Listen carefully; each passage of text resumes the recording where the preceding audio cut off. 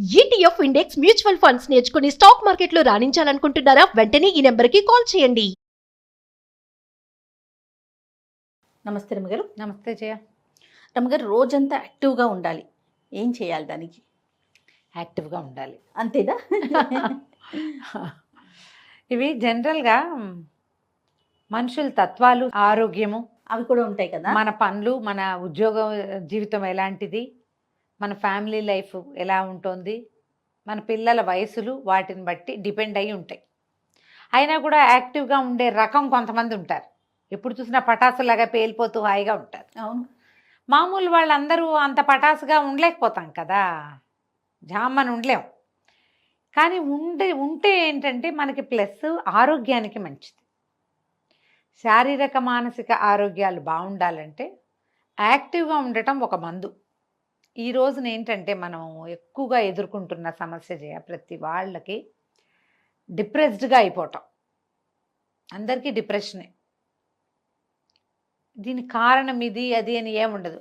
ఏదో మామూలుగా ఇప్పుడు మన ఈ మధ్య ఎవరితోటో మాట్లాడాను నేను, మన కేసు కాదు, జనరల్గా ఎప్పుడు విసుగ్గా ఉంటుంది, ఏదో ఒక నొప్పి, ఏడుపు వస్తుంది, అన్నిటికీ ఏడుస్తారు, పీరియడ్స్ ముందు ఎక్కువ ఏడుపుగా ఉంటున్నారు, అంటే ఏ పని చేయట్లేదు, సరిగ్గా చేయటం లేదు, ఇలాంటివేవో కంప్లైంట్లు.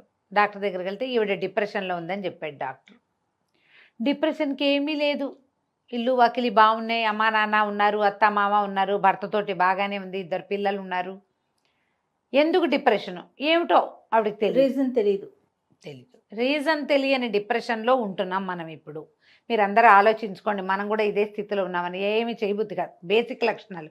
పని చేయబుద్ధి కాదు, సాటిస్ఫాక్షన్ ఉండదు, తినబుద్ధి కాదు, లేదు తినాలే అనిపిస్తుంది, ఎంతసేపు బయటికి వెళ్ళిపోదాం అనిపిస్తుంది, లేదా అస్సలు బయటికి వెళ్ళబుద్ధి కాదు, ఎన్ని పనులు చేసినా చాలనట్టు అనిపిస్తుంది ఒక రకం, ఏ పని చేయబుద్ధి కాదు ఇంకో రకం.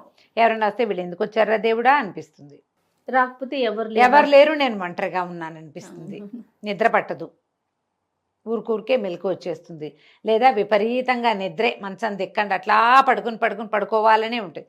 ఇవన్నీ కూడా డిప్రెషన్ లక్షణాలే. ఇంకా ఇవి కాకుండా ఇంకా 100 ఉంటాయి. ఊరికే కోపం రావటం, ఊరికే ఏడుపు రావటం, నైరాస్యం, ఏ పని చేత పట్టకపోవటం, ఎండ్ రిజల్ట్ దాకా పని చేయలేకపోవటం, ఇవన్నీ కూడా అందరూ ప్రతి వాళ్ళు ఇందులోకి వెళ్తారు చేయాలి. ఇది ఒక సహజమైనది. జ్వరం వచ్చాక ఒక నిస్త్రాన్ని వస్తుంది చూడు, అవును, అలాగా ఇవి పెద్ద పెద్ద పనుల తర్వాత రావచ్చు. డెలివరీల తర్వాత, ఆపరేషన్ల తర్వాత, యాక్సిడెంట్ల తర్వాత, ఏదైనా ఫంక్షన్ అయిన తర్వాత, పిల్లల నుంచి పార్టీషన్ వచ్చినప్పుడు, లేదా అమ్మా నాన్నల partition, brother and sister partition, వాళ్ళు కూడా ఎక్కడికైనా ఫారెన్ వెళ్ళిపోతారనుకో, తమ్ముడో చెల్లెలో బయటకు వెళ్ళిపోతారు, అప్పుడు భర్తలతోటి కొంచెం సెపరేషన్ వచ్చినా, ఏదైనా చిన్న సెపరేషన్లు, వాళ్ళు ఏదో ఊరు వెళ్తారు, అలాంటప్పుడు కూడా రావచ్చు. ప్రెగ్నెన్సీ రావట్లేదని భయాలు అవి ఏర్పడ్డప్పుడు, ఎర్లీ ప్రెగ్నెన్సీలో కూడా ఈ లక్షణాలు ఉండొచ్చు. మనం ఇలా ఉన్నాము అనుకుంటే దాంట్లో నుంచి బయటపడేందుకు ప్రయత్నం చేయాలి. అది ఎట్లా, ఎంత సింపుల్గా చేయాలంటే మనకి ఎలా తెలుస్తుంది అలా అడుగుతారు. కాదు మనం చీకట్లో ఉన్నాం, లైట్ వేసుకోవాలని మీకు ఒకళ్ళు చెప్పాలా? మనకు అర్థమైపోతుంది కదా ఆటోమేటిక్గా కదా. మీరు ఆలోచిస్తే మీకు అర్థమవుతుంది. ఏమిటి నేను ఇలా పప్పులో ఉన్నాను,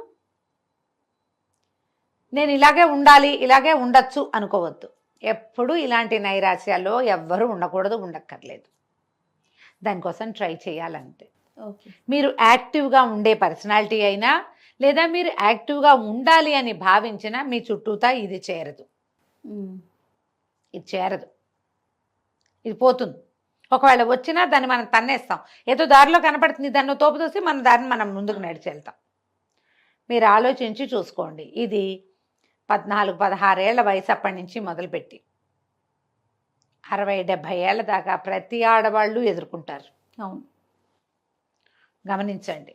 మీ పిల్లలు డల్గా ఉన్నా, లేదా విపరీతంగా తినేస్తున్నా, సరిగ్గా మాట్లాడరు, ఎవరైనా వస్తే లోపలికి వెళ్ళిపోతారు, ఏది కొన్నా సాటిస్ఫాక్షన్ ఉండదు, ఇవన్నీ కూడా ఇలాంటివి. ఇది పెద్ద స్థాయి కాదు, చిన్న లెవెల్. దాన్ని సరి చేసుకోవాలి. యాక్టివ్గా ఉంటే ఇవి తగ్గుతాయి. యాక్టివ్గా ఉండటానికి ఏం చేయాలి, ఇది బేసిక్ థింగ్.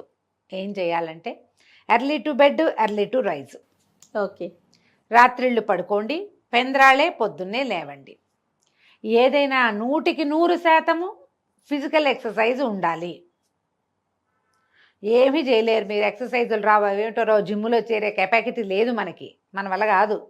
ఇంట్లో చేయండి, వాకింగ్ చేయండి, నడవండి, యోగా చేయండి. సులువు తక్కువ ఖర్చుతో అయిపోయే యోగా క్లాసులు కూడా దొరుకుతాయి. మెట్లెక్కి దిగండి, శుభ్రంగా నడవండి 1 గంట సేపు. ఏదైనా ఇంట్లో పని చకచకలాడుతూ చేసేసేయండి.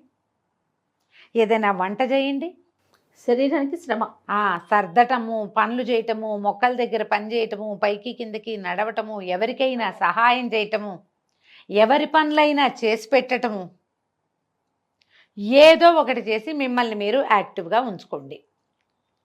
దీంట్లో డ్యాన్సులు, సంగీతాలు, ఏదైనా ఇన్స్ట్రుమెంట్లు నేర్చుకోవటాలు, ఏదైనా సరే క్రియేటివ్ పని ఏదైనా, ఓకే, ఏదైనా తయారు చేయటం, అవన్నీ కూడా మిమ్మల్ని యాక్టివ్గా ఉంచుతాయి. ఈ ఇళ్లల్లో ఉంటారు, పనులు కూర్చుని పని చేసే కొన్ని ఉంటాయి కదా, కూర్చుని పని చేసే వాళ్ళకు కూడా యాక్టివిటీ అవసరమే.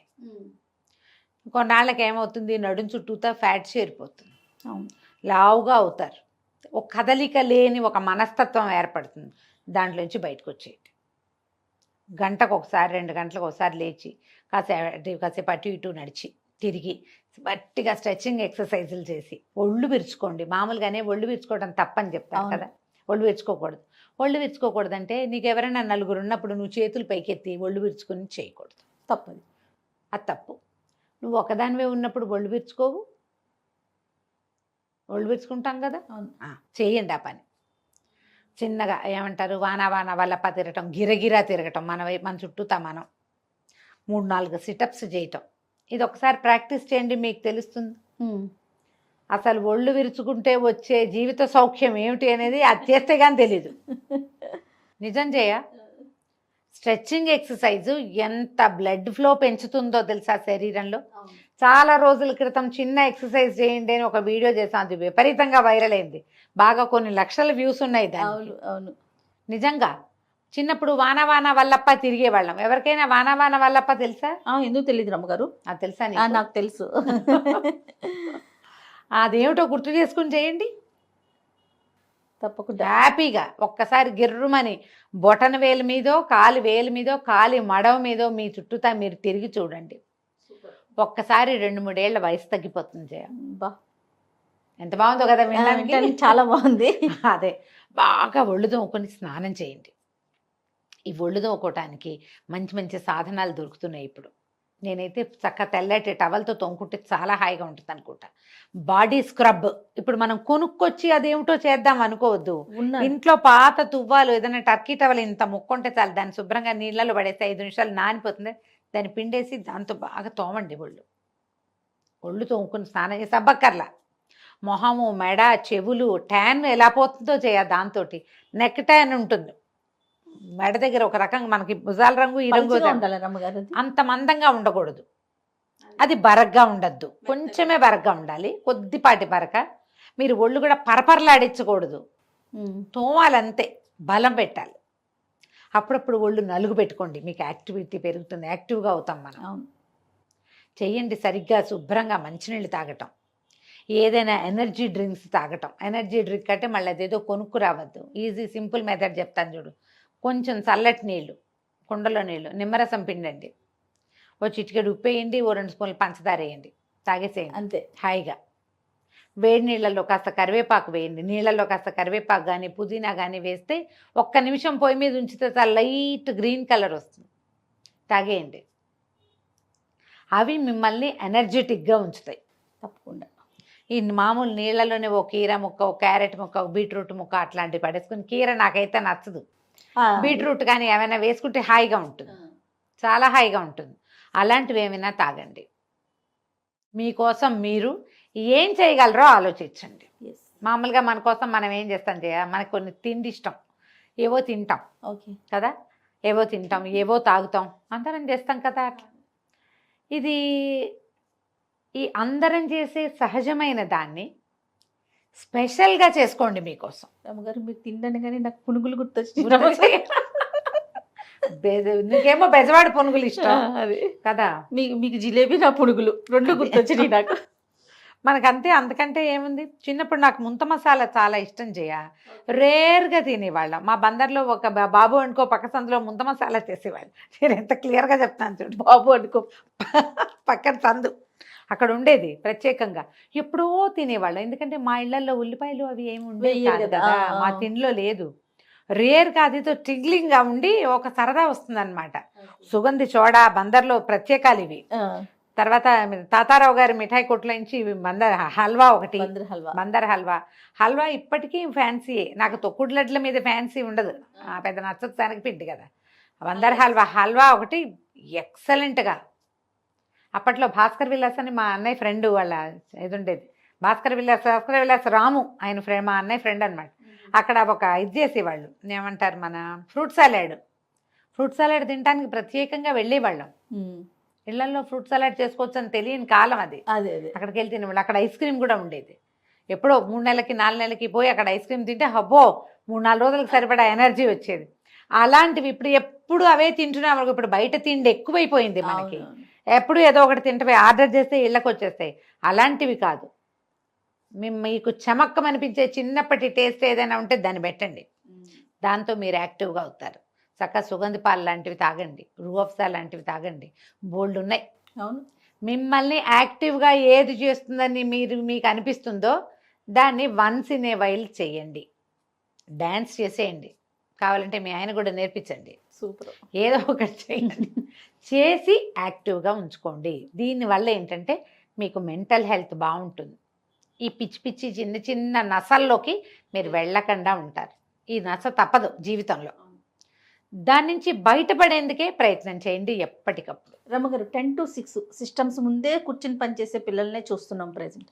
వాళ్ళు ఎట్లా అంటారు? వాళ్ళు ఇంతే 1-2 గంటలకు ఒకసారి లేవటం, కిందకెళ్ళి ఏదైనా తాగి రావటం, ఎక్కడికైనా నడవటం, కాసేపు అట్లా గాల్లోకి వెళ్ళటం, గట్టిగా గాలి పీల్చి వదిలిపెట్టడం, ఒక 5-6 సార్లు ఫుల్గా గాలి లోపల తీసుకోవాలి, మళ్ళీ బాగా వదిలిపెట్టాలి. అప్పుడు ఏమవుతుంది, ఎనర్జైజ్ అవుతుంది బాడీ. అటు ఇటు తిరిగి కాస్త చిన్న స్ట్రెచ్చింగ్లు చేయటం, వంగి ఏదైనా తీయటం, ముందుకి వెనక్కి ఇట్లా బాడీ ముందుకు వంచడం, వెనక్కి వంచడం, ఓ 2-3 సార్లు చేసేసరికల్లా యాక్టివ్గా అవుతారు. మీరేం చేస్తారు, ఇలా కూర్చునే వాళ్ళు ఇంత తినకండి, ఇంతంతా తింటూ ఉండండి. ఇంత తింటే అంతేమీ ఒళ్ళు రాదు. అంత కదలకుండా కూర్చున్నప్పుడు ఎక్కువ తినేస్తే కడుపు నిండా తిన్నామనుకో ఇప్పుడు కష్టం. చిన్న బైట్స్ కనుక తీసుకుంటే ఏదైనా స్మాల్ బైట్స్లో ఏవైనా కొంచెం తినచ్చు. ఎక్కువ వెయిట్ రాని పదార్థాలు కనుక తింటే మనం ఈ ఫ్యాట్స్ లేకుండా బాగానే ఉంటుంది, యాక్టివ్గానే ఉంటారు మీరు కూడా. కానీ వారంలో ఒక 2-3 రోజులైనా కనీసం ఒక మంచి ఎక్కువ ఎక్సర్సైజ్ ఉంచుకోవాలి ఎవరైనా సరే, అంతే కదా. రైట్ రామ్ గారు, నమస్తే. నమస్తే.